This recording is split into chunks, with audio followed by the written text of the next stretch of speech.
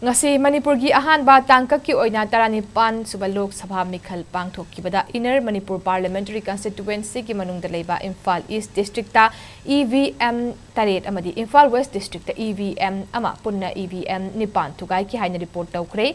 Official oiba paw amagi matung inna Imphal East District ki manungda leiba thongjugi polling station 5/31 da ayupung mapan rom tarakpada polling station asida irang thokrakpadagi EVM machine ama miyamna thugaikhi pung 13 tara tabada Ketrigaon Assembly Constituency polling station 4/44B amadi 4/43A Bamol Kampuda EVM amamam thugaikhi pung 13 makhai rom tabada Khongman Zone 5 ta leiba 5/32 polling station the EVM ama thugaikhi